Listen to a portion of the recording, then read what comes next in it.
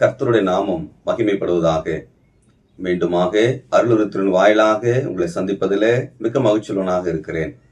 என்னோடு கூட எபிரேயர் 11ஆம் அதிகாரம் 26வது வசனத்தை வாசித்து நாம் சிந்திக்கலாம்.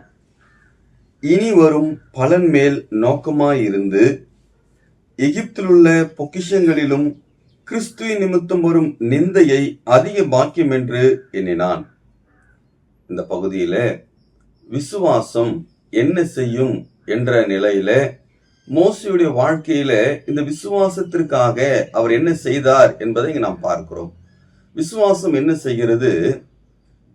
இந்த உலகத்துக்குரிய ஆசீர்வாதங்களை நாடுவதை விட, அதாவது தற்காலிகமான இந்த உலகத்தில் இருக்கக்கூடிய பொக்கிஷங்கள், ஆசீர்வாதங்கள், பேர், புகழ், பதவி, இவைகள் மீது நோக்கமாய் இருக்கிறதை விட எதிர்காலத்தை குறித்து, நித்திய ராஜ்யத்தை குறித்து, தேவன் வைத்திருக்கூடிய நிலையான அந்த நித்தியமான ராஜ்யத்துக்குள்ளாக இருக்கக்கூடிய அந்த காரியத்திற்காக நோக்கமாய் இருக்கும் என்று சொல்லி நாம் பார்க்கிறோம். அதற்கான சிந்தனை, அதற்கான செயல்பாடுகள், அதற்கான பிரயாசங்கள் இருக்கும் என்று சொல்லி நாம் பார்க்கிறோம். பாருங்கள், அந்த வசனத்தை வாசிக்கிறோம். இனி வரும் பலன் மேல் நோக்கமாய் இருந்து. பிரியமானவர்களே, நம்முடைய பெயரும் கூட கர்த்தராகிய இயேசு கிறிஸ்துவை விசுவாசித்த பிறகு விசுவாசிகள் என்று நமக்கு பெயர் உண்டு. இப்ப நாமும் கூட நம்முடைய சிந்தனைகளிலே, நம்முடைய செயல்களிலே இனி வரும் காலத்திற்காக, எதிர்காலத்திற்காக, நித்தியமான எதிர்காலத்துக்காக, பரலோக ராஜ்யத்திற்கான செயல்பாடுகள் வேண்டும் என்பதை நாம் பார்க்கிறோம். என்னென்ன காரியம் மோசே செய்கிறார் பாருங்கள். 24வது வசனம், எபிரேயர் 11:24. விசுவாசத்தினாலே மோசே தான் பெரியவனான போது பார்வோனுடைய குமாரத்தின் மகன் எனப்படுவதை வெறுத்து என்று சொல்லி நாம் பார்க்கிறோம். அதாவது விசுவாசம் இந்த உலகத்தில் இருக்கக்கூடிய தற்காலிகமான பதவியை நாடவில்லை. அவர் இந்த எகிப்து தேசத்தில் இருக்கக்கூடிய எல்லா பொக்கிஷங்களும், எகிப்து தேசத்தில் இருக்கக்கூடிய எல்லா விதமான அதிகாரங்களும் தனக்கு கிடைப்பதை விட மறுபக்கமா இருக்கக்கூடிய நித்திய ராஜ்யத்திற்காக அவருடைய நோக்கம் இருந்தது.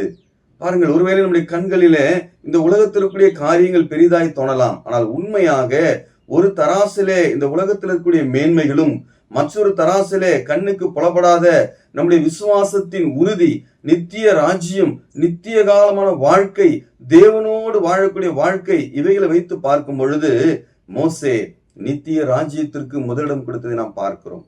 நாமும் கூட நித்திய ராஜ்யத்திற்கான அந்த வாழ்க்கை வாழும் பொழுது இந்த தற்காலிகமான உலகம் நமக்கு கஷ்டங்களோ பாடுகளோ கொண்டு வந்தாலும், ஒருவேளை ஆசீர்வாதங்கள் நிறைவாய் நமக்கு தோன்றினாலும் அவைகளை விட இவை மேலானது என்பதை நாம் தெரிந்து கொள்வோம்.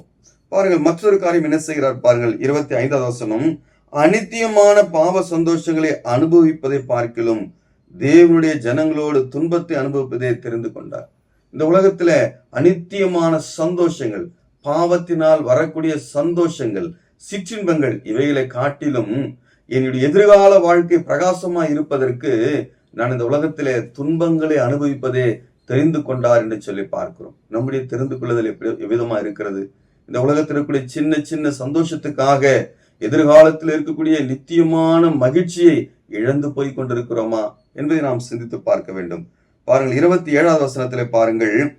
விசுவாசத்தினாலே அவன் அதிர்சனமானவரை தரிசிக்கிறது போல உறுதியாயிருந்து ராஜாவின் கோபத்துக்கு பயப்படாமல் எகிப்து விட்டு போனான். பாருங்கள், விசுவாசம் உலக பிரகாரமான ராஜாவுக்கு பயப்படவில்லை.